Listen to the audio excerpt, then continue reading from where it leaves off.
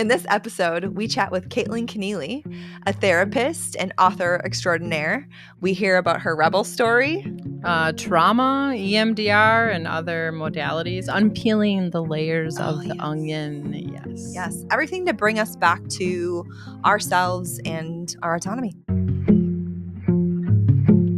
You're listening to the Red Couch Rebels, a safe, comfy space for vulnerability and self-growth. I'm Jenny. And I'm Erin. We are seekers and self-advocates. Yeah, we're not your doctors. Or your therapists. No, we're just fellow seekers on our own journeys of self-discovery. Explore your inner rebel with us. Let's sink in.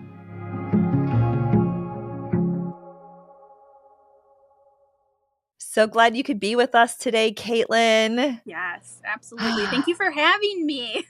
Yes.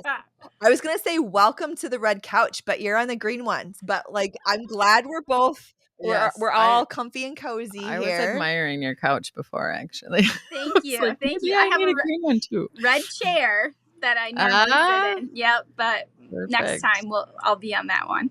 All right. Well, today we're here to hear Kaitlyn Kenealy's rebel story and just hear more about you and your journey as a therapist. I think you call yourself a psychotherapist, right? You've got your own podcast, the Tea Time with the Psychos. So yes, it's a nice play on that name. So yes, we have that as well. And I'm an author, right? Yep. Yes. Of course. Jenny even brought your book today. You did? I have it open. I was paging through it, but we've got Healing is Messy AF. It sure is. It definitely is. And book 2 is actually in production, right? Because I have all the time in the world. Why wouldn't I be working on that? Right. But the cool thing about book 2, so I look at that first book, which you have in your hand, as kind of like the appetizer. And then each chapter within that could be its own book. So I was like, I'm going to start with the trauma chapter because, I'm so healed. Why not? Yeah. And I will say last year I only completed 62 pages of it, but I'm on 167 pages as of today. So this year, last year it felt like it was purging onto the pieces of paper, and now I'm trying to make it into a story. So that's where I'm at with the second one. So in production. When we went out for lunch that day, did you call it like your coming of age story? Yes. Yeah. So that's my favorite genre of books. And so I was like, well, if I like it, why don't I try to make it into that story where the first one, the appetizer being more of that workbook type thing. And I'm running into a few different things because I like how so many different coming of age stories start.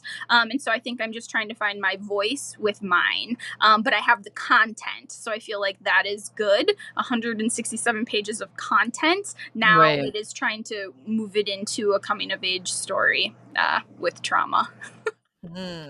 So in writing your coming of age story over the last, you said 2 years? Yeah. Yep. Yeah, so over the last 2 years. How did your rebel show up a lot in those pages? I definitely.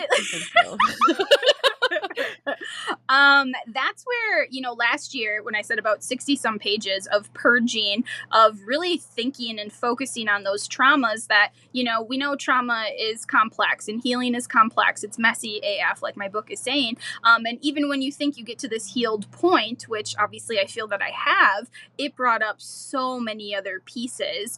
And I'm also very much into teaching people about doing inner child work. And so to me, the rebel with my book too is more centered around that inner teenage self. So it's been reconnecting with that piece, and I think that piece of me really is showing through. And now it's the adult version of me trying to figure out how do I articulate that so other people can understand it. So that's kind of where I'm at. What is your earliest memory? Like, I know you're feeling it definitely in that teenage self, but do you what is your earliest memory of feeling what you would define as your inner rebel? I remember very young. So we didn't have a car growing up. And so my mom and I walked everywhere. And I was young, and saw someone spit, so I spit as well, and I just kept doing it. And my mom said, Kaitlyn, that's not very ladylike. And I turned to her and said, I'm not a lady, so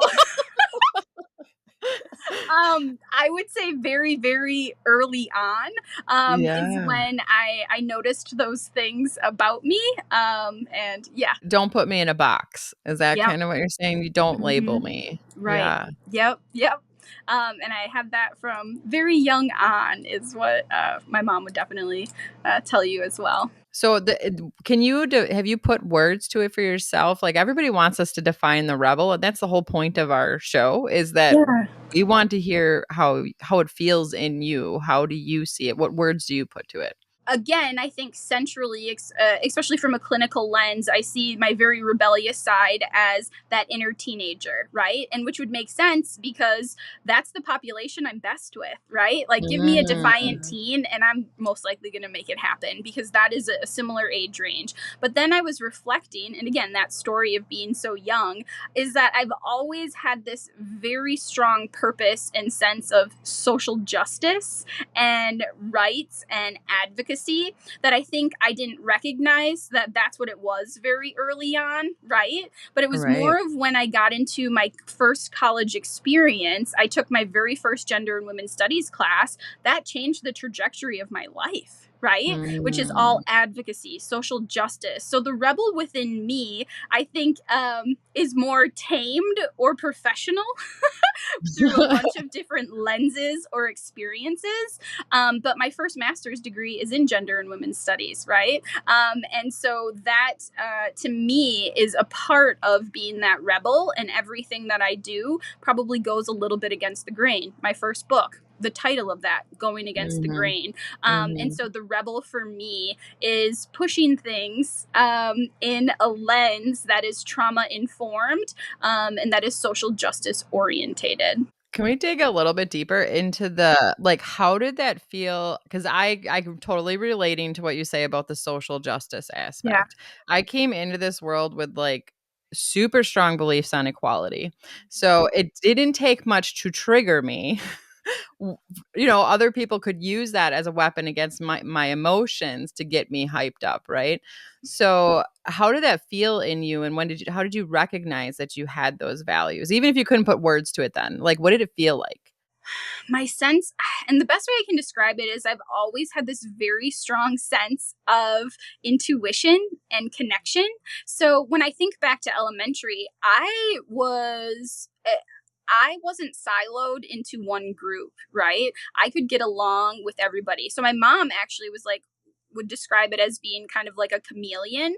I mean, parents would call my mom if their child didn't have a group to go with to the dance or to the sports thing or to do those things. So it was just this very natural thing for me that I think got beaten down come middle school, maybe a Mm. little bit more in high school. But I think I got to refine that piece or understand it again when I took that first gender and women's studies class. I will not, my mouth was like, oh my goodness, finally women had rights or we didn't, right? Like it was those Mhm. pieces, and it was finally the validation I think I was seeking. I think early on, I just thought everybody had that in them and that's just like what you were supposed to do.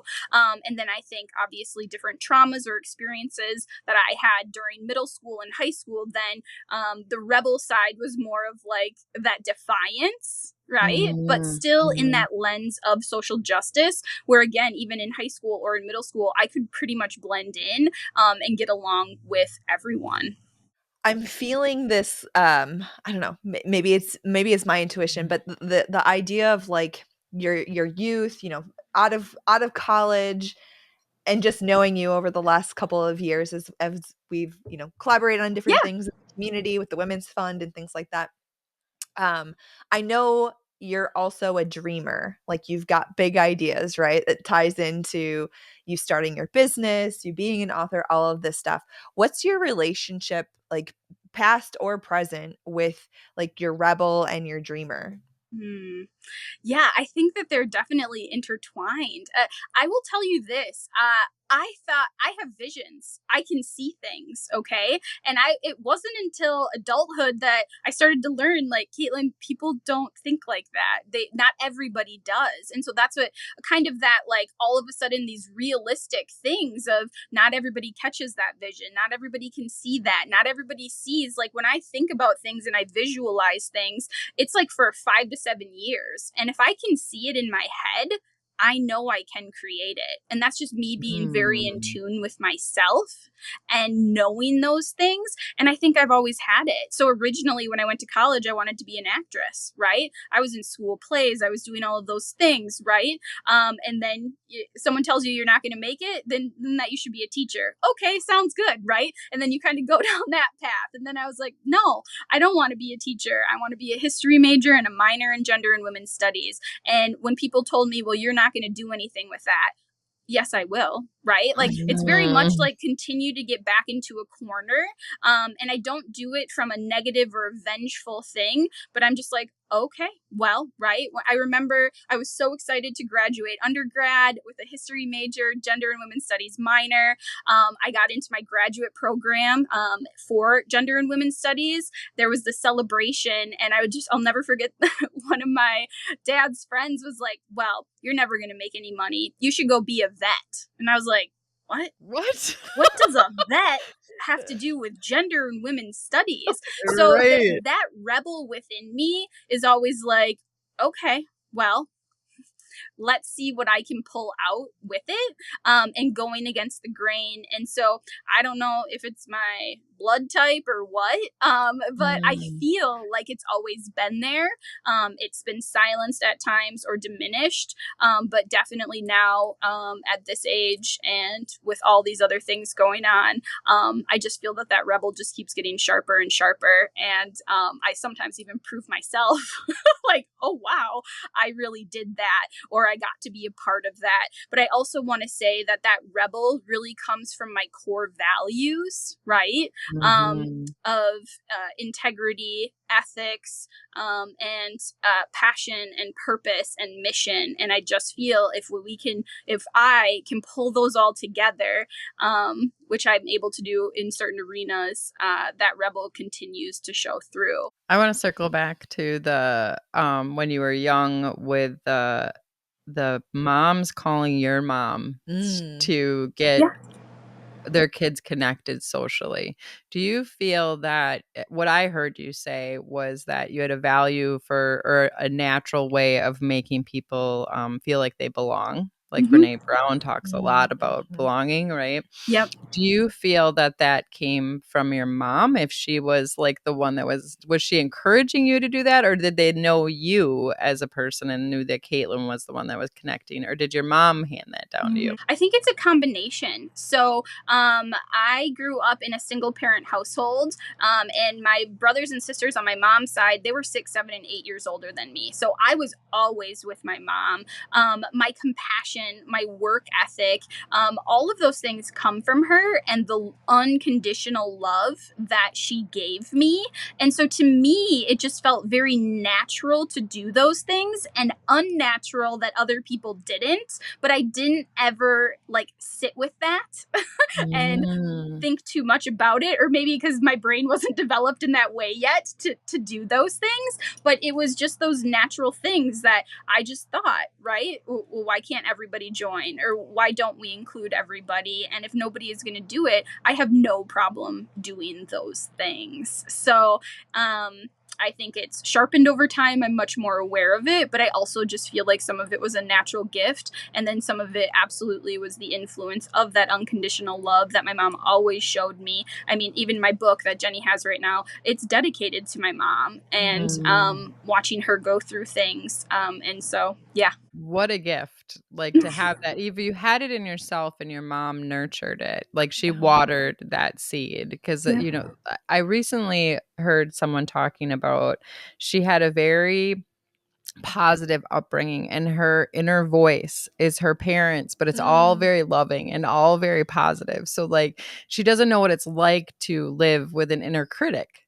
right? Because that's often the voices that are in our head are our caregivers, right? So it's like when I think of you, young Kaitlyn, with this strong sense that everybody should have this same sense of belonging. This is my experience. You deserve this experience too. And you have your mom like continue to nurture that and help facilitate that, right? Like, what a beautiful gift. Yeah. Yeah. So I feel very fortunate in that regard. And to me, again, it was just natural. Like, oh yeah, that sounds good. Bring him along. Oh yeah, Kaitlyn won't care. Right. And Kaitlyn won't care. Yeah, we just okay, need a bigger vehicle. It's fine. We'll bring 2 cars. Whatever. We'll get a bus. right. But it would be things like trick or treating, or all of Yeah. Girl Scouts, or this, or I was, Yeah. captain of the team. I mean, I was involved. And yeah, so probably what I'm doing now, same I was thing. gonna say, I'm not Yeah. surprised. Yeah. Yeah. Like, but the bridge here, right? Like taking that, now you're talking the personal social network that you're lending to other people and the feeling of belonging. But now you're in a professional context and you can't just bring them into your personal network, right? So how does that show up in your profession? Well, I think again that rebel and that trauma informed approach, I think to me that just makes sense. That I am going to lead with empathy and compassion and holistically look at something from that lens. And so I think that again is a more natural path for me to take, a more natural lens. And so I think the counseling piece, I never thought I was going to be a counselor. Like I said, I thought I was going to be an actress. Loved it. Loved being on stage doing those things. There's, something very organic about being on stage that you can't get that anywhere else. And so I do get to do those things, obviously, with presentations and all of that, but acting is a different gig. So to me, the counseling piece is I'm person-centered, right? I'm solution focused. I come in from that lens and I tell everybody I'm going to use all the evidence-based stuff that I have at my arsenal, but I really just believe in having honest conversations. We are never going to be able to move the dial if we don't have honest conversations. And so it's just a very raw and real experience. But I would also say, to caveat that, that's not how my experience started when I got into the counseling profession, right? So I'm very, eccentric in some ways, right? Whether that's with my clothes or different things, and I talk with my hands. But I'll my first counseling session, oh my goodness, I was sitting on my hands. I was trying to do everything properly, Yeah.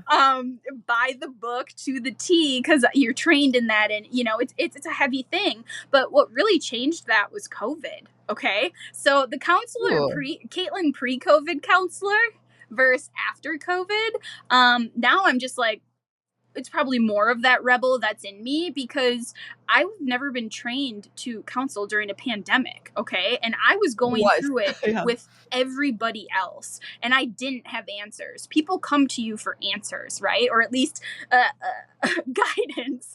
And I didn't have that. So it took the process, right, and put us on this very even playing field, which then allowed me to tap into myself and to the pieces that I felt the most comfortable with. And it was the scariest time in my life, right? There was so much contention going on, politics, all these different things all at once. And I didn't have an answer, and neither did they. And so it was very vulnerable. And so I think that also helped me tap into those pieces that didn't necessarily have to be as structured or not as rebellious.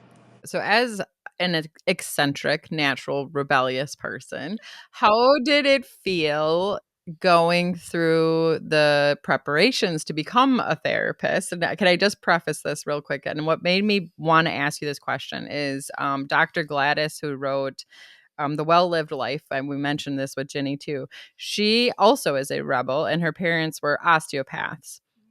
So she did not fit the mold of the people coming through medical school. So when I thought of you going through school to become a therapist, I'm like, oh, I want to know, what was Kaitlyn's experience like sitting in these classes? I can best sum it up as my first master's degree was in gender and women's studies. My second was in community and mental health counseling. So my first master's program, one of the first classes we ever took was collective action, right? So we had to to learn how to create those movements. And so our movement was, we petitioned the Minnesota State Legislature to include masturbation in their sex ed curriculum. We went to city council, like we got petitions. I mean, it was one of the hardest things. We created a documentary, we did all this stuff. But when I think about how that's translated into my current life, without that first master's degree, I'm not sure I would be as good as I am now, because I got to tap fully into the social justice piece, gender inequality. I mean, it was so it felt so natural, because to get questioned on things and to learn and experience, and that then, so for my second master's degree, it was not that it was a breeze, but I knew what to expect. I knew that it wasn't always going to be the way that that first one was. And so I think I went into the mentality of, I'm going to soak it in as best I can, but I'm always going to have this lens and this framework of trauma-informed care and collective action and equality. So it didn't necessarily jade me in any way or hinder me, but I went into it as a job. That's the best way I could describe it. I'm going to get what I need to get out of this, and then I'm going to formulate it into something that's obviously ethical and within the framework, but that is going to allow me to shine through. Show up 100% as you. Yeah. Which yes. Everything that I see that you put out now is that. It's lovely. Yes. Thank you. Okay, so I'm a body worker. And in my field, and it bumps up, I came across emotional releases very early in my massage career. I don't know if it's about the way I hold space. It's some massage therapists have this happen frequently, some never see it, right? But it was showing up frequently on my table. And so I became aware very early on of, I didn't have the words for somatic 12 years ago, right? But I realized that our stored memories were in our stored bodies. They had to be, right? So there's a ethics issue there, right? Because I am not a therapist, but people are now on my table in the middle of a trauma coming forward because we just opened something in them.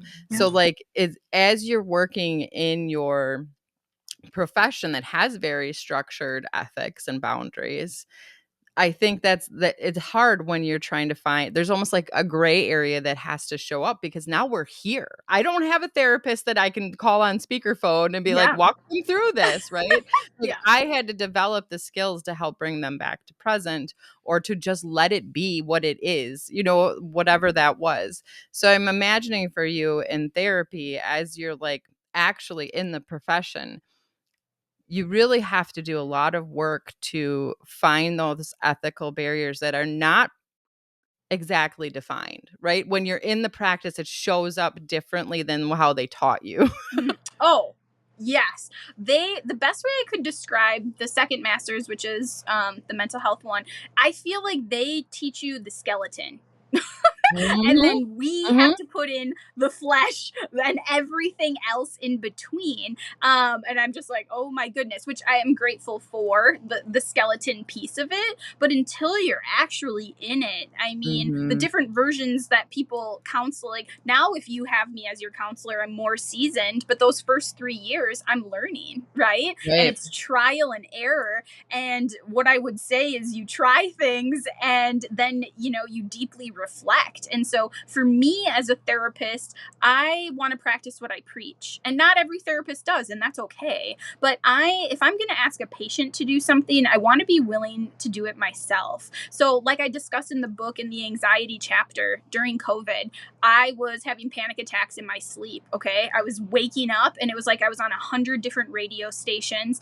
I couldn't focus because every time I got into session during COVID, I would just be hyper fixated on trying to focus focus on them, right? But then when I would go home, it was like I would crumble. And I had to take a strong look at myself and say, well, Kaitlyn, what would you tell them to do, right? So I had to have a very vulnerable conversation with myself and be like, okay, well, are you going to practice what you preach? And so that's where I was on medication for, I think, like 9 months. But then I woke up one day and I was like, now my skills are working, right? And I don't need this. And so again, as a therapist, that's just the type of therapist that I want to be. I don't expect anybody to be like me or to have all of those things. But for me to have an organic space for somebody and ask them to show up in that way, that's what I try to do. But then that involves a ton of inner work and things within myself. And so that's how I try to show up to some of those things.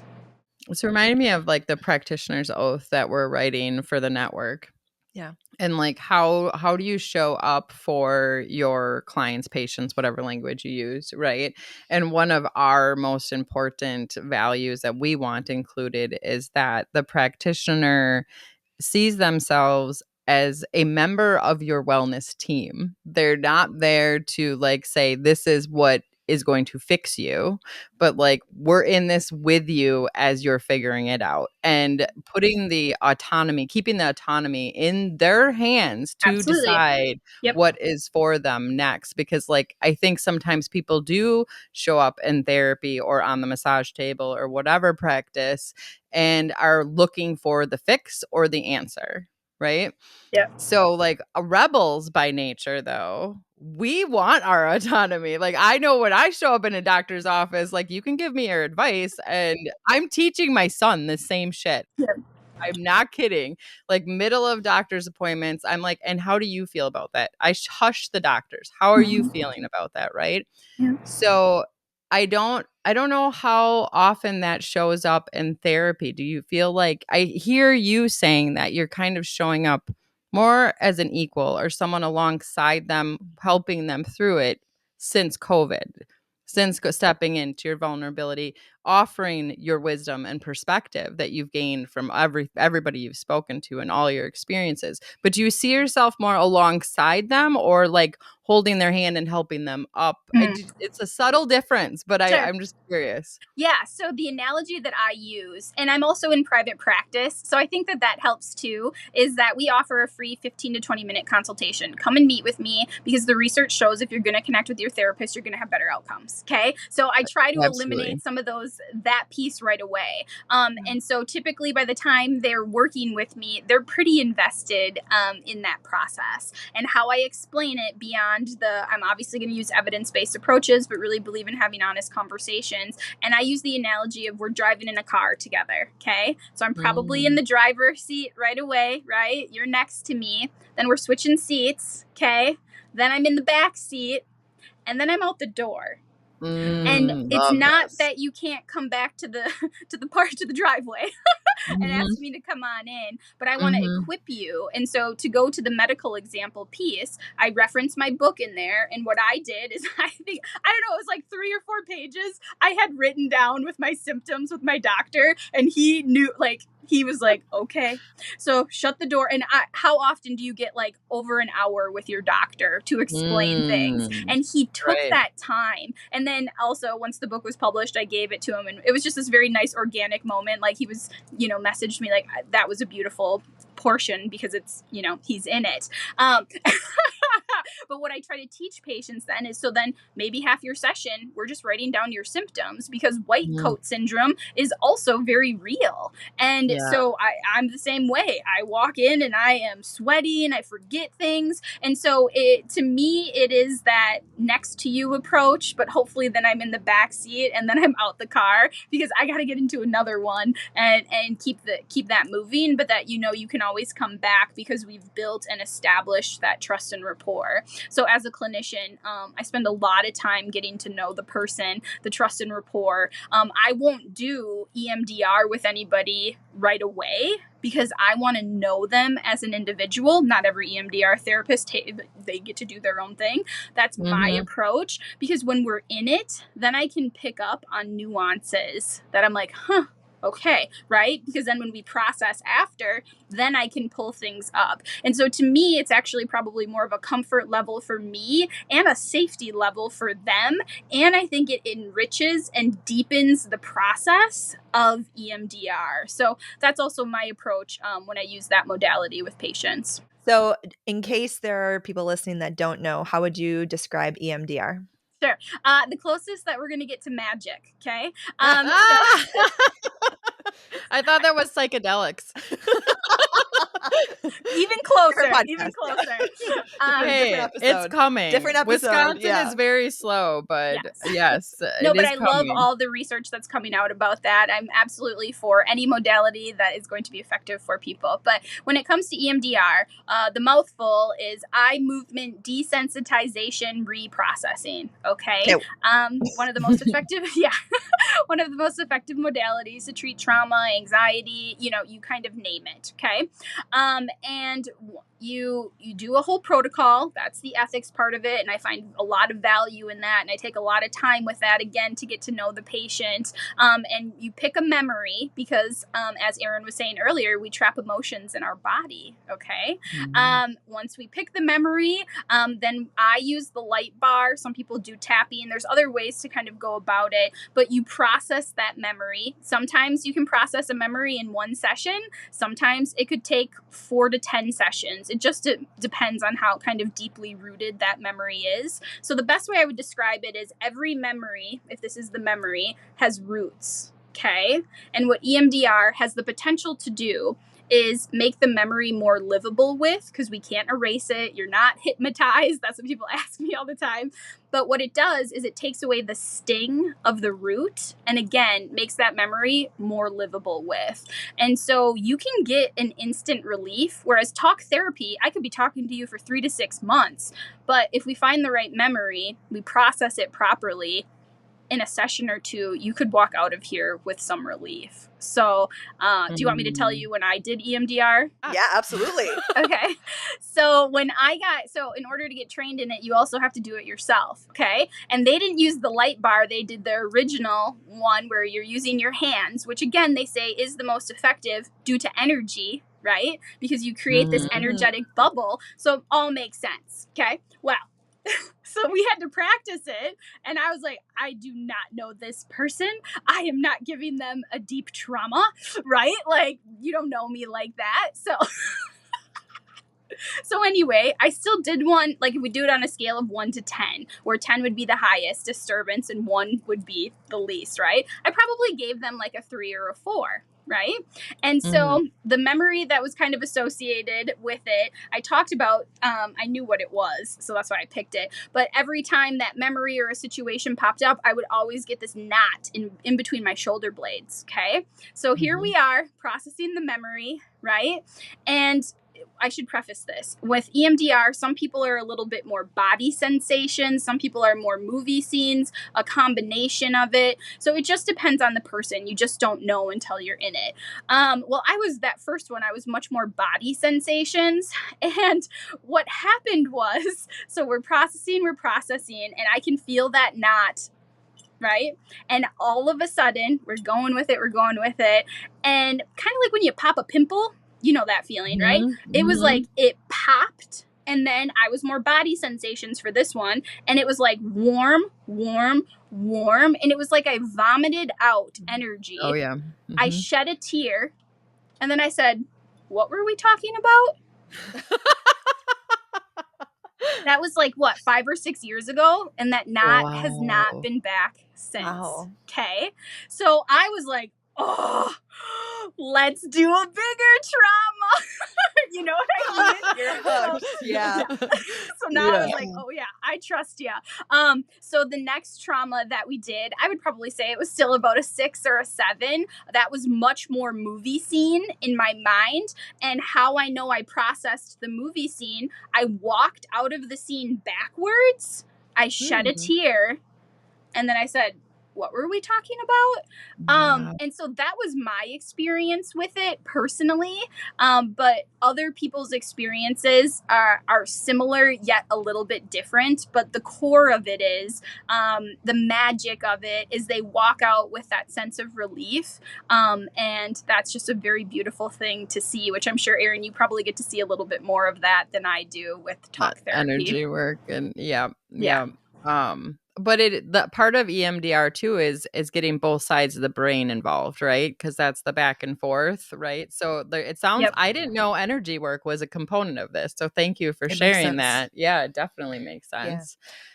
I've done brain spotting, and I know we've talked about this briefly. Ooh, yeah. So what's the difference I wanna between EMDR and brain spotting? So brain spotting stemmed from EMDR, okay? So it came out of it. It's very similar. They use a wand and then they find where your eye actually like Kind of the twitches or twitches the most. Yeah. And so then it's less about the memory and it's more about the body sensations. So That makes sense. I've been to 2 or 3 trainings on it and I do want to get trained in it as well because I feel that that could be an effective modality for people. And you kind of then, I was going to say regurgitate. That sounds bad probably because I'm talking about my vomiting one. But then you are a little bit more in the driver's seat of what happens. And I think it's like less preparation where EMDR has a long protocol and those things associated with it. Yeah. But still, it's just newer, which I think just a couple decades versus maybe 3 decades newer. But I am all for it, and I think it can be very powerful. Well, talking through this, it's helpful because I didn't when I was going to therapy it was around 2020 as well. I didn't have the language or understanding of EMDR or brain spotting. It was just like the therapist that I started seeing virtually, we did it. I knew they did it. I had a friend that had gone through it and was really talking about the benefits of them. So I was like, okay, like we'll just start with talk therapy and see where it goes. Yeah. And so I've read up a little bit about it, but like my knowledge of it is purely my experience of it. And it had been and still is so supportive in processing memories, right? But the energy release that I would experience every time I went through it was just wild to me. Like to a point where I was like, did I just make that happen? Like, did I make that up? And it's like, well, no, like the things that were happening I had such a body response to it. Like as we're talking through things, at one point I was going through some stuff from my childhood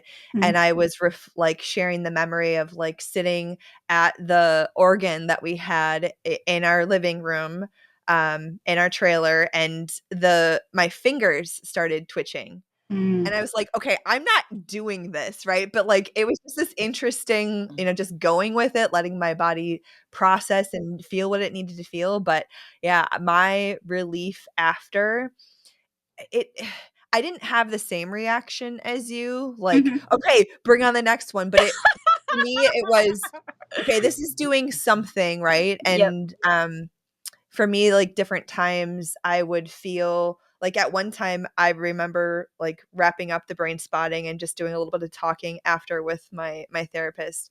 And I was like, is this normal? I feel like a bobblehead. Like I feel like my head is just going to roll off my shoulders. And my therapist at the time just said, you just released a ton of stress and trauma and energy from your shoulders that you were carrying. So like, at one point she was like, are you okay? Like, do we need to like she checked in with me after, right?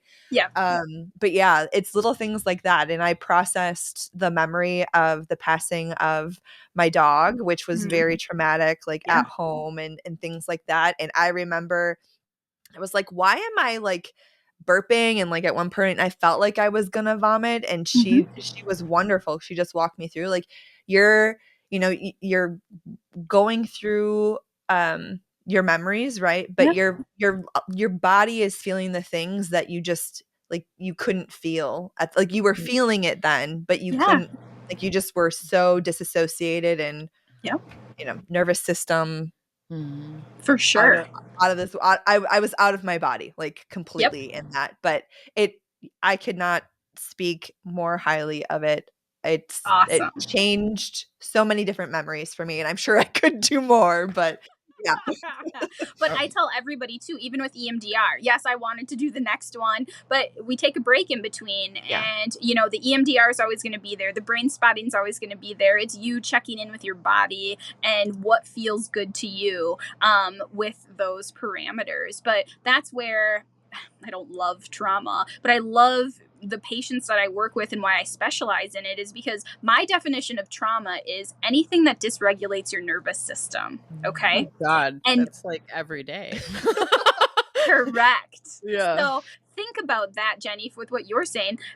From young on, we've created these defense mechanisms. We've created these negative coping skills. We've dissociated from our nervous system. And so really, to me, the healing is unlearning those things to reconnect with self, only then to, right, discover self now. And, you know, so that's why to me, it's like this endless loop of things. So to me, going into the trauma chapter of the book, I was like, oh, I got this. And my body and my brain was like, oh, we're going there? Let's do this. Oh, she wants to go there. Let's go there. Exactly. And so then it was like this purge of things that were happening and unmasking this mask that I thought I had already unmasked. And, you know, it was just, it's layer after layer, which can be intimidating and hard, but also has brought me closer to self. And so that's why it's always a win when we're doing the work, but it's hard work.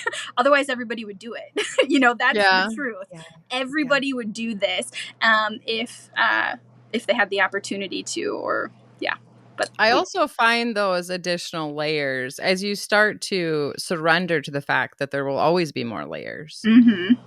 There's actually I find comfort and reassurance in that, because there's no finish line. Yeah. Like there's no race to get to the end, because it's a journey where it's always going to be showing up. So it's like, okay, I'm on this adventure, and sometimes it's my trauma adventure, right? And it's going to show up in different ways, and I get to choose whether I want to play with it in this moment or not. And sometimes I don't get to choose, right? Like it just happens and takes over.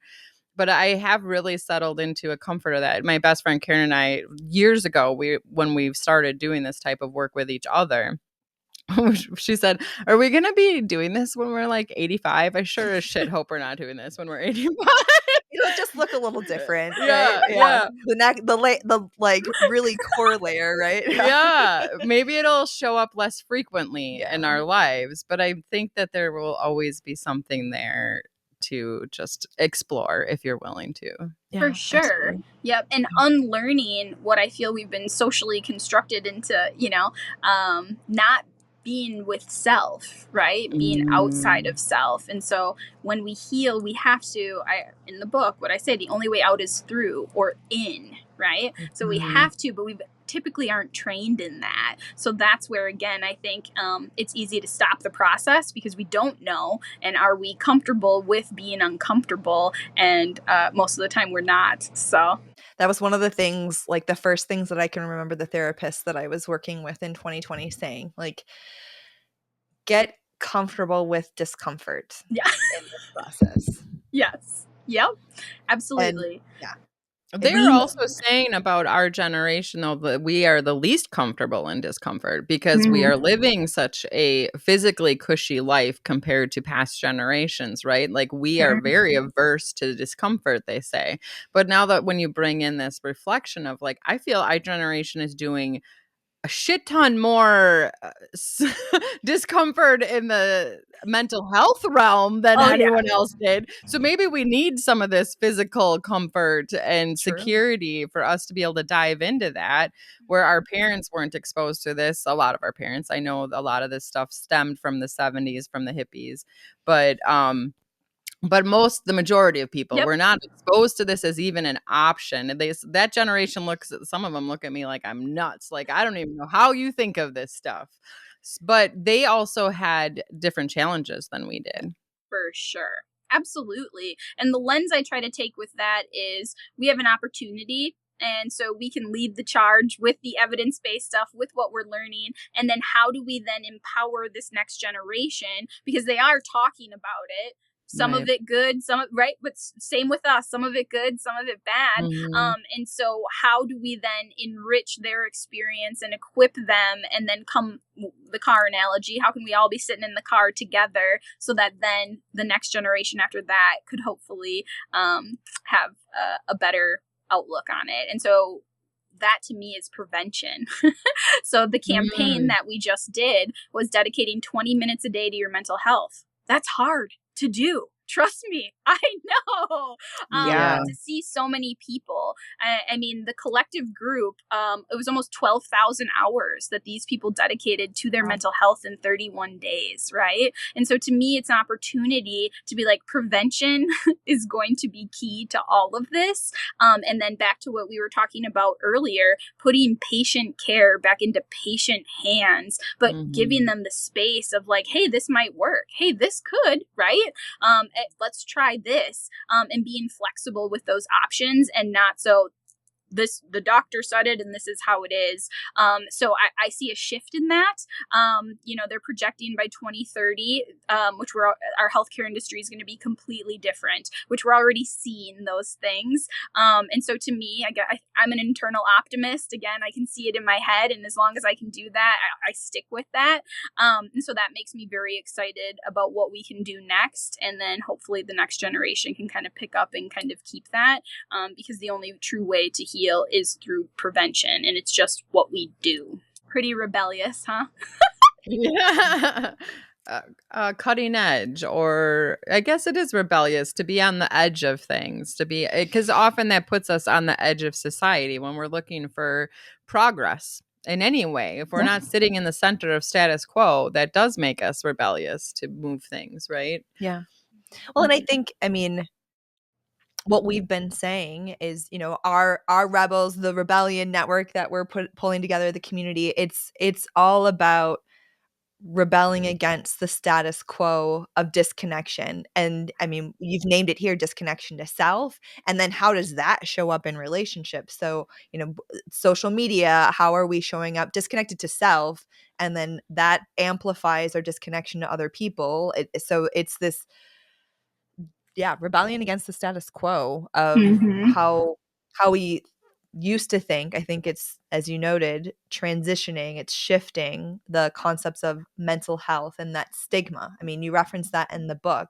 Yep. You want, and we need as a society, to change the mentality and attitude about mental health and getting help, right? And so we need this rebellious energy in order to get there. And ultimately, it's coming back to self. In everything that you're sharing and your journey and your connection to Rebel, it's very obvious, it's very clear. It's coming back to self, finding your truth, finding your voice, right? And that's in sharing these stories on the podcast and the community, that's what we were wanting to do. So how do you, what's your preferred modality, or how do you really help your patients connect to their inner rebel? I think everybody's going to be a little bit different based upon what they're in here for, blah, blah, blah. So I'm giving you that overarching, not everybody's going to be the same. But what I do say, I think actually, I'm just going to go with what came to my head, is probably career stuff. Everybody knows who works with me. I'm like, well, you're a cog in the wheel. The the building will stand if you're not there, right? And so I think I challenge a lot of people when it comes to their career path, because that career path takes up so much of your life and is typically what, not the only thing that we're talking about, but a root, right? When we go back to the memories, it's a major root in people's lives. And then I go back to the passion, purpose, mission type thing. And how can we be doing that if this piece, right, which isn't always just career, but a lot of times it is hindering those types of things? So I think for me, that rebel shows up in trying to help people find what brings them joy. Now, if the career is what's bringing bringing in money, and I totally get that, and I respect that. But then we're going to have to find things outside of the career path, whether that's 20 minutes a day, right? So in session, I typically say 1% every day, which I ask people to do one thing, 1%. Did you invest in yourself 1% today? You get to pick what that looks like, which typically could be the 20 minutes a day or however they want to do that. And so that's a longer game that I play with people too. But then it's like tapping into, is it gardening? Is it journaling? Is it more social support? Is it, all of those things? And so to me, when I help or assist in the passion, purpose, mission piece, that's rebellious. And it's typically with career. And so does that kind of answer that question for you? I think that Yeah. that's probably the biggest way that it shows up, is me helping you find that passion and that mission and that purpose. Yeah. And even if it's small right away, typically, they make changes in bigger or smaller ways eventually. It makes sense because I think the world around us, we just define ourselves by what we do for a living, right? So, for the most part, we are trying to show up on this podcast without the like, I'm a designer, I do brand, like not the what we do. It's like, who are you, right? So Yeah. like that first step of looking at the stories around their career, it makes sense that that's like the first thing to take a look at, and then start sinking in and diving in a little bit deeper. I think I would double down on that and with my coaching clients, and not just career, but relationships. Those are the two biggest ones where they don't give themselves permission to even look at it, right? Like it's just so many times it's just like giving them the permission to look. They're so afraid to look because then they might have to do something about it. But if it's the crux of what is causing your dis-ease, right, within yourself, I think sometimes that's just all we're doing is holding up that mirror for them and saying, "How about we look in that corner?" And it is so often because it is so much of our lives, our careers and our relationships. Those are the two big ones. Yeah. Yeah, and I think COVID again, more people now are like, I do want to stay home now, and I do have different values. So I would also Oh say yeah. the values piece. So there is an activity that I do with every single patient. It's the DBT House Activity, and essentially the long of the short of it is the house is you, right? And you realize that after you Mm. walk through the different layers of your house, and that your house changes over time. That this house would have been different a year ago, and it's going to be different 10 years from now. And so we talk about those things, but at the foundation of the house that they build is the values. And do you know how many people ask me, do we have a list, or right? Because they're not tapped into it, because if someone hasn't told them what their values are, or they're just repeating what they say. Mhm. And so Mhm. I have a values thing in my book too, because that is probably something I rebel with people on, is finding what that is. And then Sure. I can translate it into the relationship piece. Well, if a value of yours is Right. trust, and this has broken this trust how many times, right? I try to use the evidence piece and the emotional piece and then put them together. So I think that would be another layer of how I would integrate that too. What I love about values work, though, is like people, when they go through it the first time, if you give them a list, they'll pick out about, you can pick out 5 and try to narrow it down to 3 is a very common way to do it, right? Yep. But I love that like people will carry those around and then they get triggered. And I was like, so do you still think those are your top 3? You know what I mean? Because this is now pointing to this being a value. Like our Yep. triggers can really show us what our true values are. Mm. So Mhm. many people think that their values should be XYZ. My Yeah. parents are like this. I Very believe life good. should be like this. But when it shows up in your body, like listen to that, people. All the Yeah. listeners out there, your values will show themselves to you if you just pay attention to your triggers. For Mm. sure. And I ask people, right? Well, Kaitlyn, what do I do? Well, what are your values? And are we living up to that? I want to make a decision based off of that, right? And Mm-hmm. so it's a Mm-hmm. very powerful way, without them necessarily realizing that they're listening to themselves and they're doing something with autonomy and purpose and mission, all and rebellion, all Mm-hmm. intertwined. And that's kind of the beautiful piece about psychology that I like a lot. Well, I love how where we started is where we ended up, because you were defining your inner rebel with your values, right? And maybe not directly, but I could see the correlation in the stories you were sharing. Yeah. As we wrap up part 1, I'm really curious. What part of the house does your rebel primarily hang out in? Ooh. That was a good one. Well, before I tell you that one, I'll tell you the most vulnerable part of the house. Oh, yes, please do. Ooh. The most vulnerable part of the house for me has always been the roof. So the roof is who protects you. Ah. And I've always only listed myself. Yeah. But the part of the house I probably spend the most time in, I would say the billboard, the chimney, and then the foundation. What's the billboard? Yeah. The billboard is you list things that you feel accomplished about and feel good about. The chimney is your positive coping skills. The foundation would be the values. And the door is the door is what you hide from other people. The first layer is behaviors you'd want to change about yourself. The next one is emotions. And then I think the fourth one, or the next layer of the house, is a life worth living. And then the walls of your house are who supports you.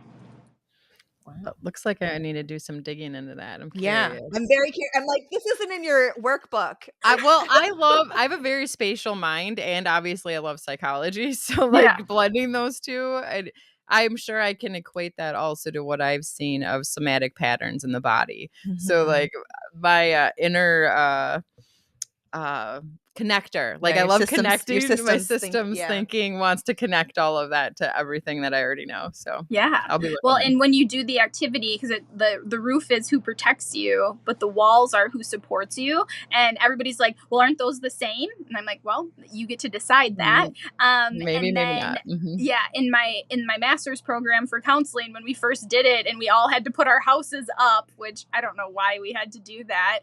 I mean, and now a core memory, I was the only person that put me in the roof, and everybody else had like other things. And so when I'm in session with people, some people do that same thing. So I instantly feel a little gratification that I'm not the only one. Camaraderie, a little bit. I get that totally. There's no wrong answer or right answer never. in that regard. So yeah, but it's still, that validation is supportive. So yes. All right.